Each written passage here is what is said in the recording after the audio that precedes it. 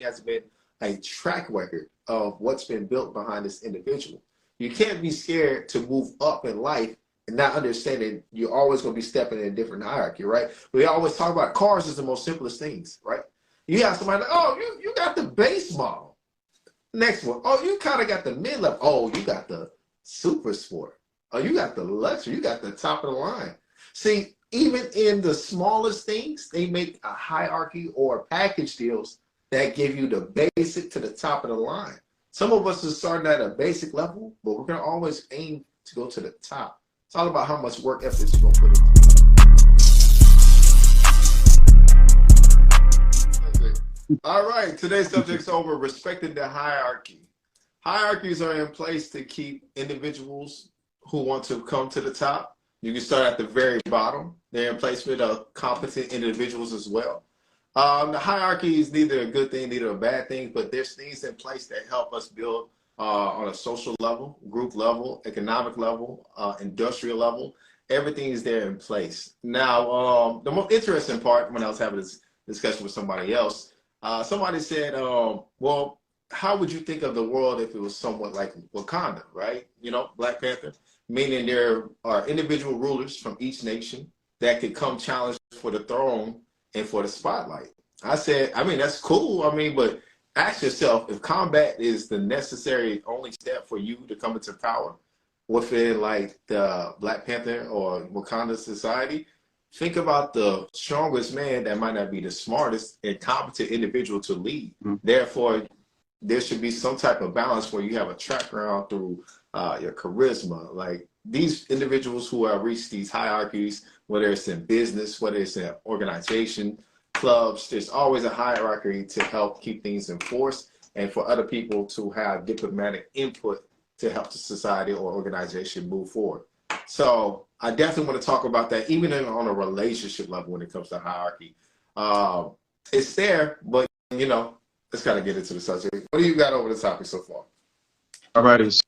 So first point I'll tap into is when we get to respect and hierarchy, a lot of people look at it as level, status, ranking, but the number one key is being able to coexist. And if we're talking about a collective or a group, coexisting means everybody got their role, you know what I'm saying? And nobody oversteps that egotistical situation. Like case in point, if we go back to the legendary group, NWA, if we break it down like on being able to coexist, we look at it like Eazy-E was the guy with the finances. Also, he was the guy with the street cred. You know what I'm saying?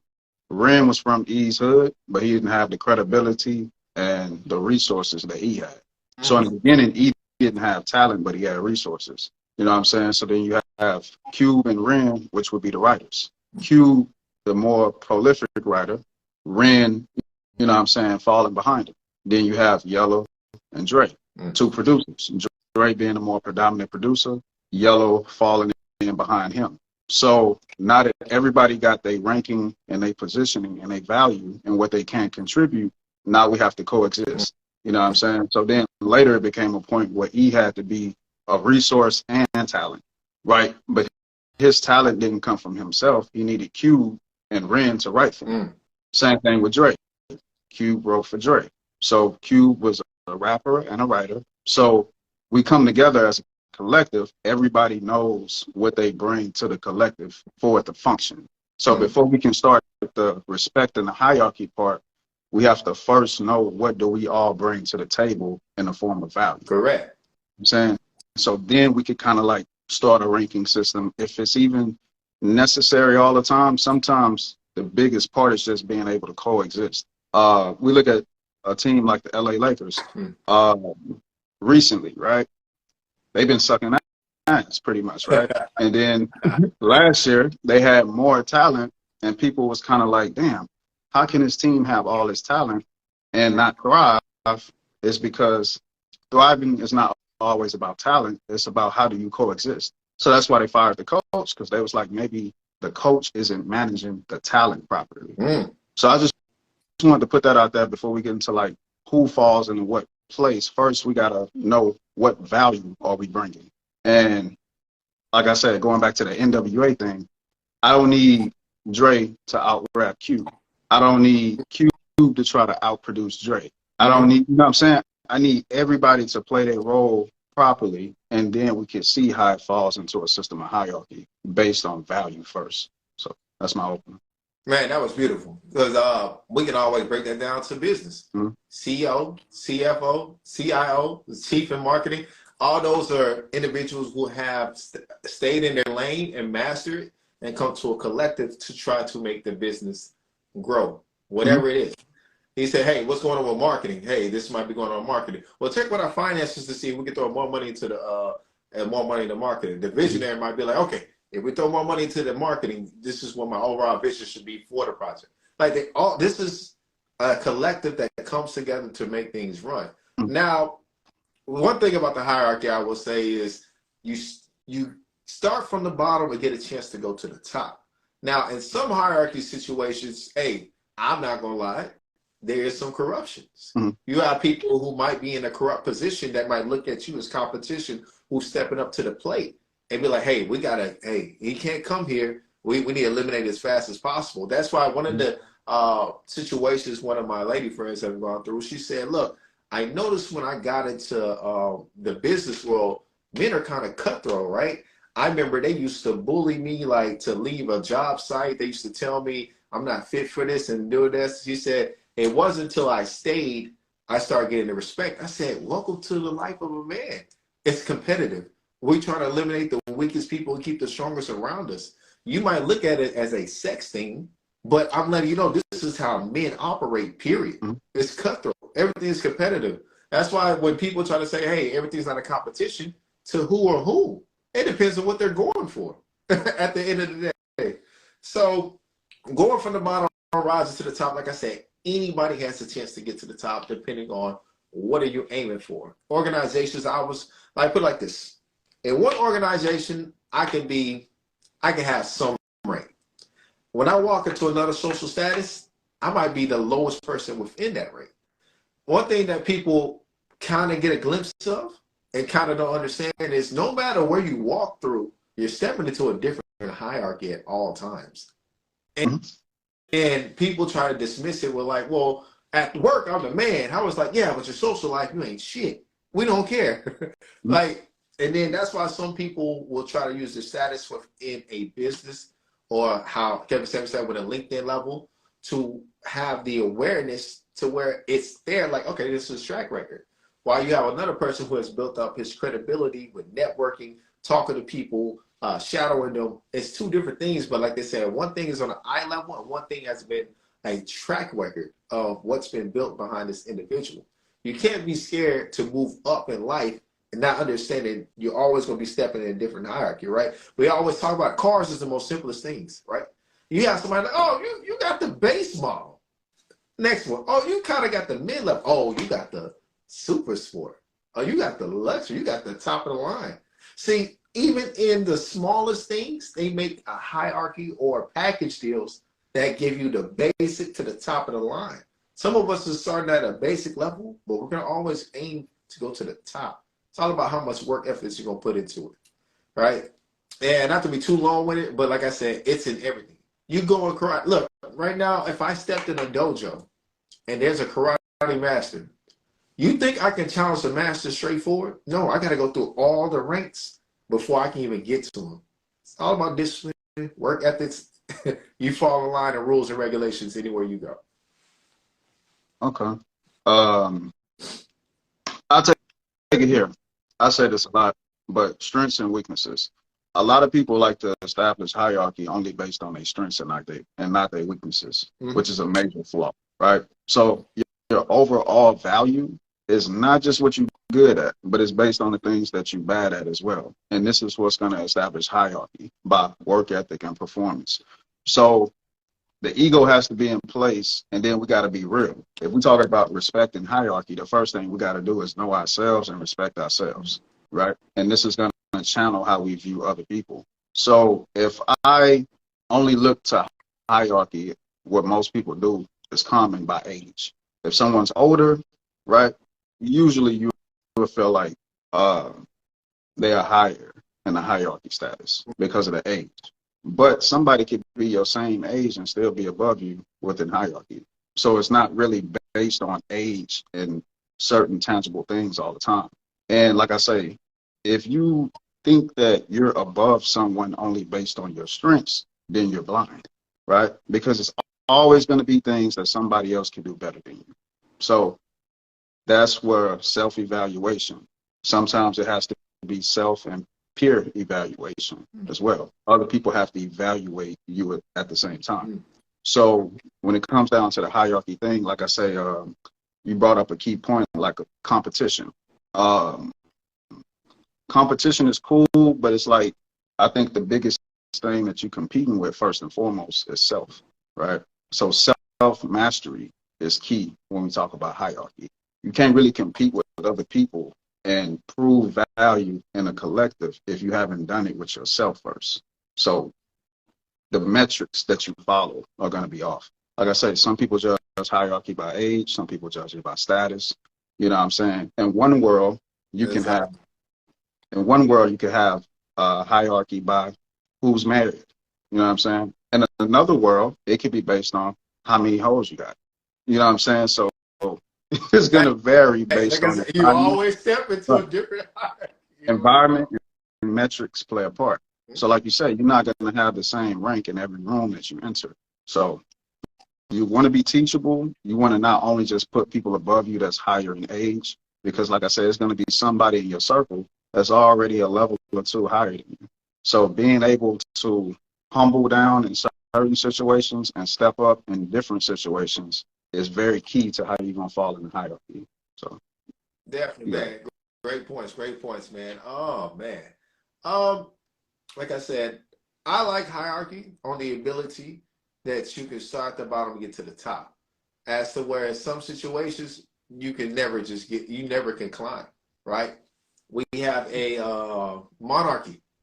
It's only ruled by royal bloodline. You can, and then, you know what I'm saying, to even become nobles within there, you still join prestigious colleges, or if you're lucky and attractive enough as a woman, you can get married early on. See, there's a lot of things that take place, but like I said, within a monarchy, only the bloodlines and the kingdom is ruled by one person. I like it to where, like, hey, look, everything is at the level playing field. If anybody can get there, fuck it. I just got to outwork everybody. I got to work on myself most of all. And more importantly, I need to make those connections, right? I understand, like I say this all the time, I understand when I'm around different people, when I go to different locations, when I'm in different environments, I know where I'm placed. But at the same time, I wait for those moments to where I can speak, or a person's like, you've been here for a while, like let's put you up to the task. You know what I'm saying? So sometimes you got to accept those challenges. That's how you get better. That's how you know how you moving forward in life, right? I tell people all the time, it sucked when I couldn't provide for myself on a certain level. But as I start improving myself as an individual, I start asking the people, like, what books do I need to read? Like, hey, look, what do I got to do to get another raise? Like, I'm asking, I'm becoming coachable, I'm becoming teachable, I'm learning the things. Life is different because I am willing to better myself around other individuals who are better than me, right? You can't be slumped into thinking you're the greatest person and your lifestyle don't reflect it. Like, I know people who have the greatest confidence in the world, but nothing about it says, yo, like, where's the results behind it? To be confident in your mind and don't have the results is like living in delusion at the same time. You be in la la land. Don't let yourself be in la la land. And not to be too long with it, I also say be humble when it comes to this game at the same time. I was looking at the presidents, besides Trump and a couple other presidents, majority of them were all in Ivy League schools. All parts. Huh? You said the T word. I did? Yeah. Trump. So, oh man, you made me feel like shit for. You said that man, people like, nah. But even he was in I forgot where he was exactly. But like I said, these are like certain things they went into positions they understood to get into Ivy Leagues, join these organizations. Every president has went down these routes in order to be president. Like I said, except for can't think of him right now. He was a general in the U.S. Army. That was another way people gained status into hierarchy. They prove themselves within the military. But yeah, just a little quick little lesson to say. Well, I'll take it here when we talk about success. Everybody got different metrics of success. Some people look at it as like cash value. Some people look at it equity, ownership. Some people look at it as impact. So Nipsey has a video that's pretty viral right now. He said Ross gave him some game. He said your success should be measured in how many people you bless. And like I never thought of it that way. You know what I'm saying? Yeah. I was thinking Dale Carnegie for some reason. I was like, yeah. So taking that into perception, like, it's cool to gain personal value on different type of metric systems, but impact is key if we're talking about hierarchy. A lot of people talk about it like in hip hop. You know what I'm saying? Some people say, hey, the greatest technical rapper could be Nas, or it could be J. Cole. I'm just throwing out names. But then you have somebody be like, yo, but Pac had the impact, so he's the greatest because I felt his music more. So this plays a role in hierarchy. Metrics change, but a valuable person is not going to be just valuable to themselves. They're going to be valuable to their own world. Sometimes on a massive scale, the more outreach you have, you may be more iconic, but you can have that same energy and vibration within your own world, or within your own circle, within your own family. So of course, people are going to put you at a hierarchy and impact because you actually have that vibration. So a lot of people, when they focus on how can I climb the ladder, you know what I mean, they only look at it from what's tangible. Status quo, money, cars, jewelry, the look, and all that shit. But at the end of the day, to some people, that don't mean shit if they can't help somebody. You know what I'm saying? One time I met one of my fitness icons, Mike Rashid.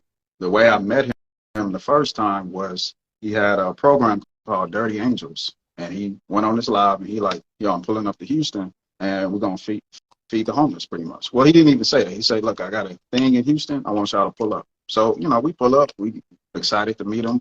And when we get there, we find out we finna feed homeless people. So we prepping food and, you know what I mean? And actually went out and fed homeless people in the city. So, like I said, a lot of people don't just value themselves on what they have, but what they can give and how people can benefit and grow from them at the same time. And some people give away tangible things. Some people give away knowledge and information, and that moves them up in hierarchy because they're impactful with their knowledge and information. So let's go back to the whole thing. If somebody say, look, would you rather have what, 500K or dinner with Jay-Z? Some people say, give me the money. Some people say, yo, I'm gonna sit down with Hov. Why? Because they understand maybe it's something they can gain within that conversation that could be more valuable than the 500K tangible right now at the moment. So, but what's going to happen is people that don't have money, I'm getting a little off topic a little bit, but it's cool. People that don't have money, it'd be like, give me the cash. People with money already may be like, I know that this conversation is going to be more profitable than what's tangible right now. So that goes back to hierarchy. How you're able to navigate the ladder is just really understanding value and how value is exchanged and how you're supposed to give value at the same time. So, man, you got it. That was perfect. That was perfect. Because at the same time, that same situation, a person made, you know, they always say when you only got two options, you really got three. It's up to you to decide how you're going to make that third option. So the 500K to take right then, or dinner with Jay-Z, a person said, I'll take 500K and I'll just pay Jay-Z 100K just to sit down with him. So people kind of like use different ways and methods to get throughout it, right? And this is another thing when it comes about titles and ranks. If you ain't got the respect, that don't mean shit.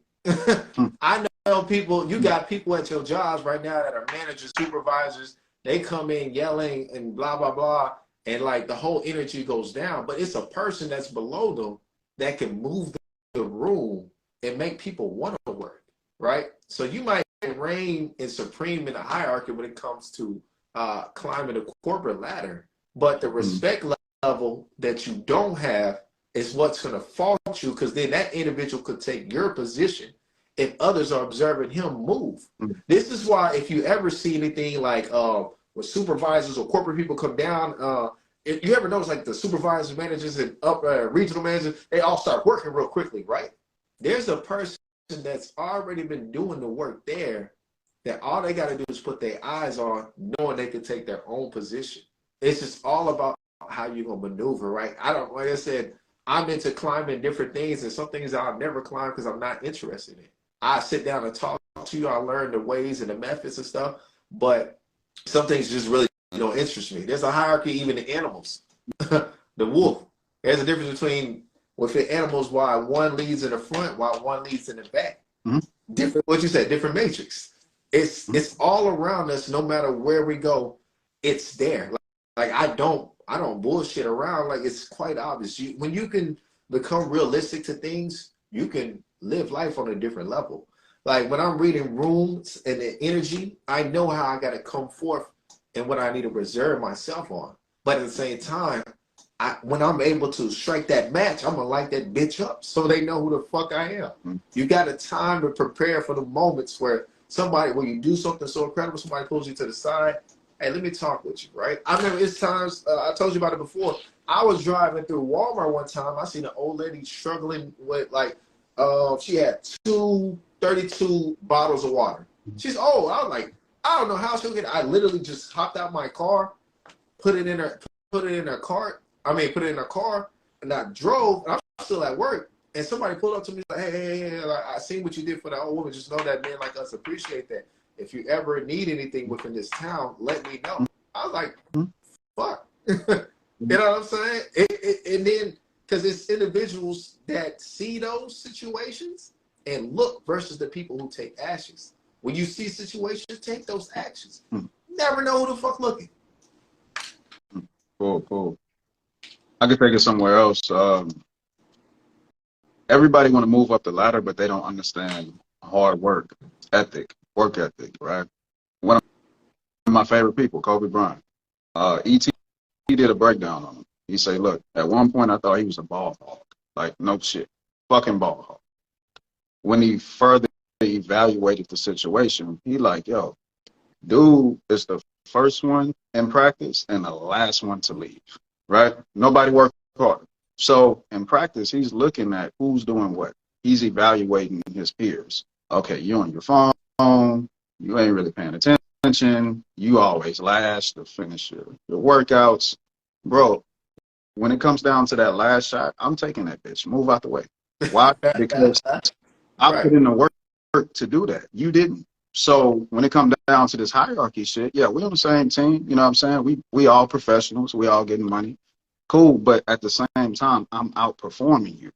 So it's not just because I'm Kobe Bryant, my jersey number 24, and I'm still putting in the work on a day-to-day basis as if I don't have the accolades and all that. So a lot of times you really just can't replace hard work. You can't replace that grit that some people are made out of. That's why people talk about Jordan and, Muhammad Ali. He said, when I'm training, I don't start counting until the shit's burning and it's hurting, because that's when it counts, not when I don't feel, man. So what I'm saying is sometimes hierarchy is really just established by who grinds the most and who works the hardest. Right. Some people it's like, fuck the accolades.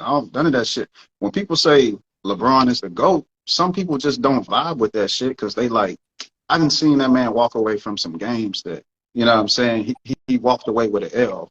Then they look at Jordan and Kobe, they're like, they would have fucking died before they took an L. I don't give a fuck if it's regular season, fucking preseason. I don't give a fuck if it's practice, championship, playoffs. I'm not just gonna walk away. I'm gonna die on that fucking court for somebody to beat me. So going back to metrics, some people just, he got rings and he got, the points and all that. Hey, that's cool.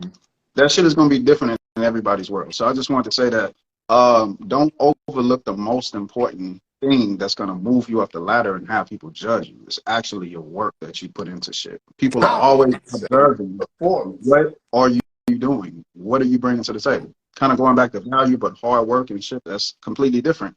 And then you have some people that they don't have that edge of hard work, but they may be smarter. They may know how to facilitate the people that know how to work harder. That's going back to like that CEO ranking kind of shit. You know what I'm saying?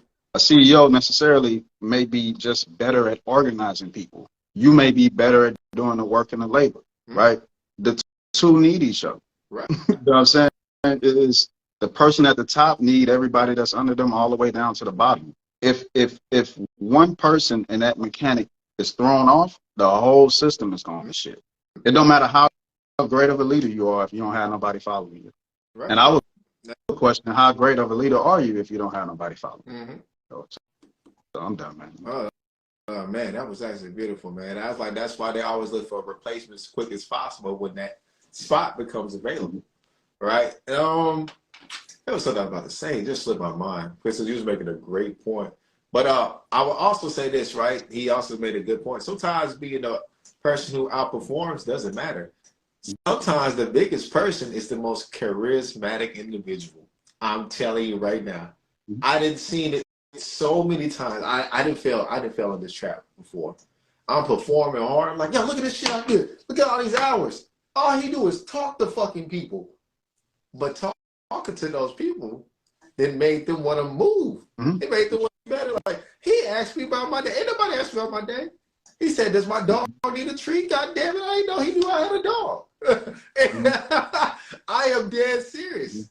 See, even when it comes to representation, when it comes to politics, people are looking for the person who can represent the company or the party the best. That's why they look for somebody who's well and who can engage in speaking engagements, articulate, concerned. That's why one of the biggest things that was thrown off in the last presidency was you had one man who didn't care. He just gave it to you how it is. Versus the ones who wanted to make sure they speak correctly to the audience to where they understand how the message is coming. That's what's like, sometimes being charismatic is one of the cheat codes of life. Imagine if I could just pull another individual over just from words while you're trying to make them work as hard as you. Sometimes it doesn't connect. Right. Like, yo, you sweat your ass off. I mean, I'm about to do the same work, but the way he told me was like, hey, I just got to get in there and do what I got to do, and I can front and I can move. See, it's completely different. Your words and actions is completely different. It moves different types of people. I know people that's around me who see my actions and they move because of it. And I know people around me who hear my words and they move because of it. But the same people who hear my words, they don't look at my actions at the same time, because to them like, oh, that's normal. It becomes normal because they always seen it. So everybody gets motivated different. So I would also say be aware of that. Oh, I got 2 quick points. One is a minor. I just got to throw this in. Yeah. Be teachable in life. I'll share a key moment. I was at the gym about 2 days ago, and I seen these 2 high school kids come in. And one of them was stronger than the other kid. So he kind of like, pushing him around the gym, like he's like a trainer to him. Like he's telling him what to do, and man, you can't do this and all this shit. I'm sitting down, I'm pressing 195 on a chest machine. So you know what I'm saying? Dude get up, and then the one that's doing all the talking, he sit down. He lift. Okay, he hitting his 195. So I'm just sitting back and I'm observing. Yeah. So I asked the dude, I'm like, hey, yo, you play football? He like, nah, I wrestle and I box. I said, okay, cool. I was like, all right, so, all right, I see you hitting 195. That's cool. But think about it like this. Start off at 105, rep your way up to 195, then do drop sets back to 105, and then, move your hands wider. You'll get more of a flex on your chest. So I could kind of sense that he wasn't that teachable. Because he looking at me like, nigga, I don't need you to tell me this shit. Yeah. What I'm doing. So I'm like, you really not going to move up that ladder, bro. Because you only feel confident when you're teaching. If somebody's teaching you, that's far advanced, it crippled your confidence. Instead, and he didn't even try what I was telling him. He was like, oh, okay, yeah, I'm going to try. I hear you. A smart person would have been like, all right, shit, let me sit down right now while I got your time and let me see what you're talking about. That way he could have left there with a little bit more of perfecting what I was saying versus trying it on your own. So you always want to be teachable in life. If, I'm saying, some people see me, whatever, quote unquote, they may be like, okay, cool, you got a physique or whatever. And it's like, I didn't do this in 2 years, 3 years, 5 years. I've been learning things throughout my entire life from different people. Some shit I learned from people that come out the pen. This is what we do in the pen. I've studied pro bodybuilders and power lifters. Mm-hmm. I've learned different shit throughout time, and I was always teachable. You know what I'm saying? So trial and error and being teachable. So I just had to throw that in there. You want to advance in life as fast as possible, and the way you're going to do it is by adapting and being teachable. Don't mix your ego and your confidence all the time with how you fall on the spectrum of being a teacher or a student. So being a student shouldn't cripple your confidence at all. Mm-hmm. You know what I mean? So I could kind of go into my key point is you have respect, fear, and love. Some people are great at all three. Some people are better at 2 out of 3. Some people only know how to conquer and rule out of complete people fearing them, right? So they always kind of like their hierarchy status is intimidation. You know what I'm saying? There may be some physicality there. People fearing them is what pushes them up the ladder. Like you said, CEO or the manager could come, and just the way they talk to everybody, people having respect for them may bring out the best work ethic because they respect the person that's giving the order, right? Because they're not just saying, I'm not just your leader right now. At the same time, I'm a person just like you. So I'm going to have normal conversation with you. I'm going to treat you with respect. Then some people just climb that ladder of hierarchy out of pure love, always being loving, always being giving. Some people love people so much they'll do anything for them out of just pure love. Some people like to tangle up love and respect at the same time. So I would say you want to exercise all three. You know what I'm saying? So just really get at the top of the hierarchy chain of whatever it is. You want people to respect you when it's appropriate. Sometimes people have to fear you in certain situations in order to have respect. And then, you know what I'm saying? Some people like to battle between what is stronger out of love and fear. You know what I'm saying? That's subjective. But I just have to bring that up. Yeah. You see, I look like, hey, I ain't for this subject. So you got it, man. Man, I want to say, yeah, definitely. If you can coach somebody, but you can't be coached, you already lost. If you're a student that has a coach, but you won't listen, you're lost. It's literally all down the line. Like literally, they always say every successor had a previous successor. That's how they became more successful. So it's like at the same time, who are you learning from? Who's learning from you? This is why I always talk about the law of 33%. 33% of the times for people who are beneath you. You could be a coach to them and raise up their level. 33% of the time are people who are peers. They're at your level. These are the people you network with, your friends, you get drinks, but y'all have common interests to a point where y'all can still talk about a variety of things. The new word of the day was, what was it called? Polymath, meaning you can talk about various subjects. Thank you, word of the day. Yeah, y'all know I put that every day on my page. And then the next 33% is spending time with people who are above you. Now, they make you feel comfortable because there's like I said, there's a sense of superiority to people you look that are above you. So at the same time, it can blind you in situations where you're not sure who the individual truly is when you finally get under them. But they have the wisdom, the knowledge, the experience to help you get what they have. I remember a guy used to say, hey, if you want what I want, then you need to do what I do. Well, if you listen to somebody who don't have what you have, you'll have what they have. But at the same time, those same people who don't have what you have, like I said, they can also be people who can still give you wisdom along the way, right? I think X likes to point this out sometimes when it comes to me. Sometimes I am blindsided because I like to go with the obvious choice. But at the same time, to say I can't learn from individuals just because they don't have much is a lie itself. So I got to be able to make sure I can hear people out, right? Like, for instance, if a homeless person said, hey, don't live like me, you're going to take that advice, so obviously, right? So that's what I'm saying. It's like one of those realistic things right there and there. But if you see somebody who's on the same level, same grind as you, but they just not there, but they talk the knowledge and wisdom as if they're there, sometimes it fucks with your mind and your confidence and your ego. Because you're like, well, I don't see nothing from your high. Why would I take advice from you? Because we're looking at each other on an even basis. I do want to get on this part. Like, do you have anything negative over the hierarchy? I have talked about individuals who try to dominate in positions because they don't want people to get above them, right? One of the greatest things Dr. Umar Johnson said was like, look, you got old heads in these churches that don't want to give these young pastors a chance because they want to reign in power, right? And I was like, yo, that's really big because I witnessed that a lot of times throughout my life. It's like people who are in these positions, they don't want to leave them. They just don't. Knowing there's other individuals that are more fit, qualified, and youthful who have the gravitas and the energy for it. It's just like they're like, no, I don't want to do that. You know what I'm saying? I'll say that's a negative thing when it comes to hierarchy, right? I can also say it's negative and positive that in hierarchies, I can just pull an individual I like over a person who's more qualified, right? Hey, I like him more. Like, why not do it? You know what I'm saying? Like, hey, I put it in, you got the time and effort, but hey, listen, I'd rather use the buddy system and pull my buddy over here because look, we had each other's back growing up. We both went to the same college. He needed an opportunity. Hey, I'm gonna give it to him. So like I said, there's negatives within the hierarchy.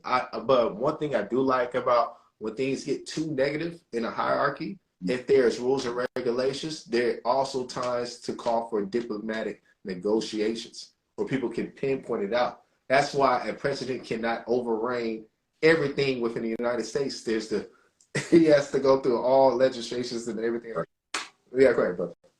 Right, and even just following up on that point, you know what I mean? Like, the president still has limited power. You still have state, you know what I'm saying, individual states to where the state can pretty much do their own thing based on a hierarchy within the state. You know what I mean? You have your governor, your state judge, you know what I'm saying? So that's key as well.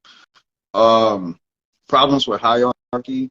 I think some of the problems, like I said, that you brought up is the lust for power. A lot of people at the top don't understand transitions. You know what I'm saying? No matter how great or iconic I become in the physical, I'm gonna die one day, which means that everything is based on who precedes you, who comes after you, right? So if I don't put the next person in a position to do more than I did, that means my bloodline, my circles, whatever I'm involved in is not going to evolve because I didn't do my role in passing that baton, making sure that somebody else can surpass what I've done.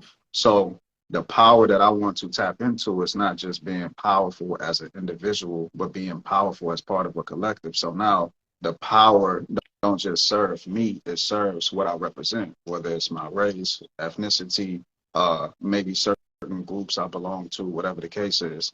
So understanding that somebody else is supposed to come behind you is what people lack and forget. You know what I'm saying? One of my favorite movies, even the Star Wars, a lot of the masters would kill their apprentices just to make sure they didn't take their position. You know what I mean? Like, this shit happens all the time. Yeah, all the time. So I would say the power, the lusting for power inappropriately, because power don't always have to be a bad thing. It's right. how it is utilized. And hierarchy, I believe, should have like foundational, traditional values, but sometimes, like going back to that traditional and non-traditional aspects, sometimes it could be people that's already younger than you that already have kind of surpassed certain levels that you probably haven't, and then there's levels that you may have surpassed them. But if we look at it from a traditional standpoint, the person that's younger than you in the physical can never be smarter than you. Why? Because you're older. So that's one of the wisdom. You know what I mean? So, and like I say, keep it in mind, the greatest Messiah that was written about that people rock with, Jesus was teaching at the age of 12. 12 years old. At the age of 33. So that's somebody that a lot of people probably wouldn't even listen to just based on the age factor alone. Mm-hmm. So I can't just look at your age on a traditional standpoint. I have to look at the wisdom and the information and the knowledge and the energy that you have at the same time. So that's going back to like the teacher-student relationship. Right. The teacher is kind of above the student, but at the same time, on a lot of levels, they're eye level because they learn and they feed off each other. Yeah. You become a better teacher by seeing how your student is growing or failing. So that makes you a better teacher because you're learning at the same time what to implement and what not to implement. Mm-hmm. And then you're not going to be able to teach everybody the same. Mm-hmm. So like I say, traditional and non-traditional values is sometimes problematic in hierarchy. And some people do about sex. You know what I'm saying? That's another traditional and non-traditional thing that I don't always like. But like I said, the masculine and the feminine aspect of hierarchy, it's not about what sex dominates the other completely, because that's a falsehood. It's about who dominates in what type of situation, going back to coexistence. So that's probably another thing I don't like in hierarchy all the time. Some people's family is structured to where they say what God first, man, woman, then the children. Mm-hmm. You know what I'm saying? That hierarchy doesn't always work in every single situation per household. So you got it. Sure, I was gonna give one of the examples was all power. Tommy's dealing with the Italian mafia. Was it Italian mafia or Russian mafia? No, Yeah, I think it's Italian. Italian. Oh yeah, it's Italian. Dealing with the mafia. He had a daughter. He had a son. He wanted the son to take over the business, but the daughter had proved she's well more equipped to do it than the son. So it was more reigning over, well, he's my son, and I'm a man. He needs to take that spot. But like I said, we got to stop, disqualifying people. I like that what you said. You got to just stop disqualifying people over sex. At the same time, I feel like people who are more equipped for the situation to do it. I said this last year. I said, look, I'm meeting more women about business than men. Well, fuck, I probably have more business partners as women in the future than men. It's because I see the work ethics and the grind versus like some of the men I've been around. But like I said the men I've been around. So that means I need to be around better men at the same time. But like I said, I tell men all the time, look, bro, if there's a chance to do business with a woman, do it.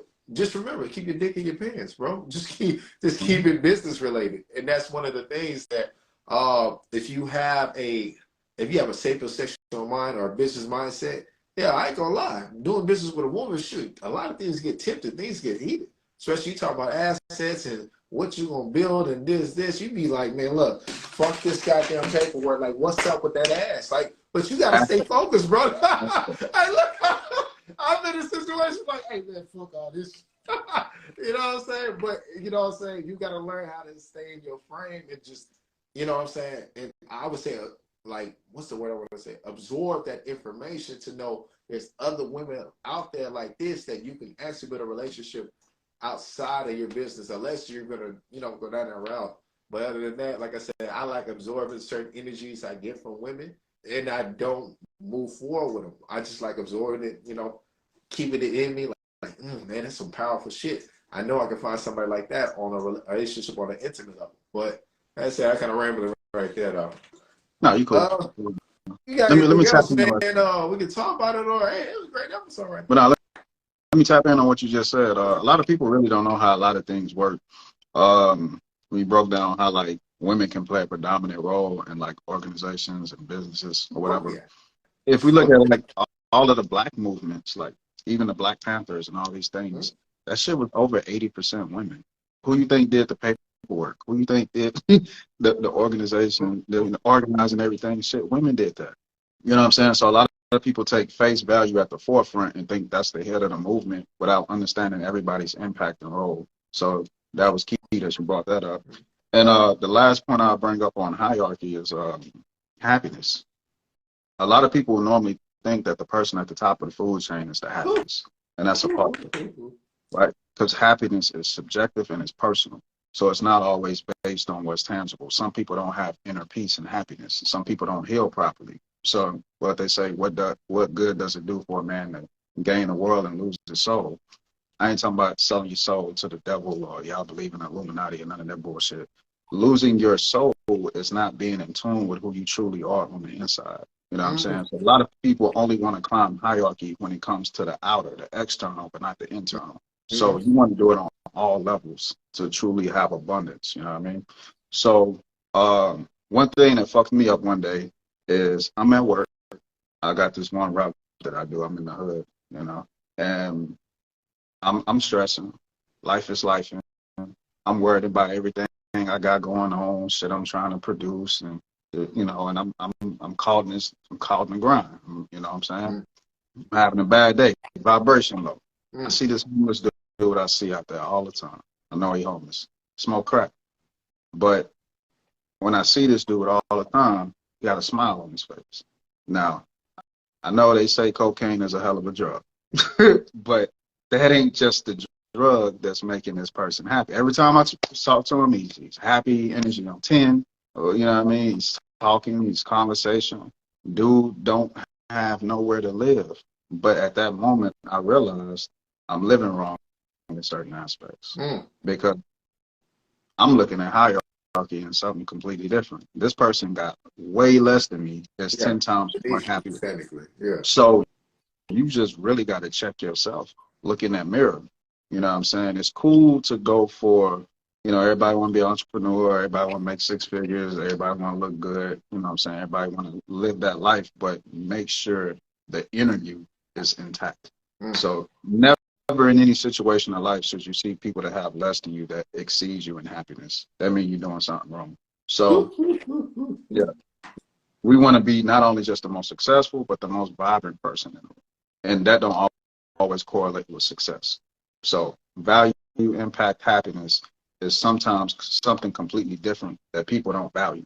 You know what I'm saying? Everybody, when we talk about love, the first thing we want to do is talk about how much love we show everybody else and how much we give. And I got a good heart, but having a good heart means you love yourself. And you give to yourself. You can't give to other people if you're giving them energy that you lacking and depleting yourself of. So I just had to throw that in there with the whole happiness thing. No, I was about to say, listen, sometimes to actually achieve happiness, I would say avoid climbing the hierarchy or corporate ladder, whatever it is. I've been watching more individuals that said, look, I did left from making six figures to an Asian woman. I can't think of her name right now. She's Asian, so don't do that. Asian woman. She said I was making six figures a year, but I left my job to make bubble tea. I said, what the fuck? She left six figures to make tea? I like, no, this shit don't make sense. And she was actually getting interviewed by Gary Vee at the time. She said, this makes me happy. I'll choose happiness over money any day. And that's why I always said, like, even when it comes to financial submission is on different metrics. It's not always the same. If you can't make somebody happy, they're not going to be with you regardless of how much money you have. So, so it's small moments like that that keep me like, yo, there's other ways to be happy in this world than what they always tell you, right? Like she said, I was making bubble tea. One dude was like, I just watched a documentary over called The Outlier Press. It's about the little press. I don't know if you remember the press, the little thing you had a little sticky and pop out a candy. Dude, they have collectors that have been collecting for years. You're like, yeah, every time I get a new collection, it makes me happy. I've been doing it for 20 years. I'm like, yeah, what the fuck is this? Like, yeah, what does your life look like? What kind of car you drive? So that's when the ego kicks in. Like, what kind of car you driving? Like, what kind of bitches you fucking like? What are you saying? How you living? Like, but we can't always project things on other people because it doesn't make sense to them. They're gonna do what the fuck makes them happy. So I love like hearing different outlooks of what makes them happy, just so I don't get consumed by shit I think will make me happy in the future. That's all I got. My last point, I know I said that shit a lot. Yeah, you do. Look at that. He's going to church. But yeah, with hierarchy, man, some people like try to have like the jack of all trades mentality. And sometimes that cripples them, right? Because what a lot of people do is they feel confident in being able to have multiple types of conversations. Right, but a lot of times they probably only study like entry level information, like basics, and they get confident that they can have different types of conversations, but master your own lane. There's no traffic in your own lane. You know what I'm saying? And you will exceed that hierarchy faster because you will have something that you're talking about that you're proficient. You know what I'm saying? So what I'm saying is it's cool to study different things, to have different types of conversations and to be versatile, but study what you love. You know what I'm saying? You may make your life 10 times easier just by following your passions of knowledge, information, or whatever. And people may be more drawn to your energy being so that you have mastered something and you're passionate about it versus just being able to regurgitate some shit and sound smart. So, you know what I mean? A lot of people are debating about things they don't know nothing about. They probably read something like for a little bit and they're like, oh, good, I got it. No, you don't. When certain people get to bringing up certain terminologies and phraseologies and all these different types of things, pipe down, humble down. Right. So that's my close. I don't argue against specialists. I tell people that all the time. Unless I'm really confident in the subject, I don't argue against a specialist. It makes no sense. Why? it's not because I'm not a specialist, because I respect people who actually dedicated the time into mastering that. I always say there's a difference between a specialist and a generalist. I always been a general person. I like knowing the basic or entry level just to have the conversations, just in case when I can jump, in case the subject moves into a field I have studied, I can then go into it deeper and get the results I need. So that's just something I would throw out there. But look, hey, hell of a good job. I do like this subject, respecting the hierarchy. If you're ready, man, you go ahead and sign us off, man. Oh yeah, like I said, man, I'm back on once a month wearing my suits, baby. I ain't wearing last time. I got y'all now.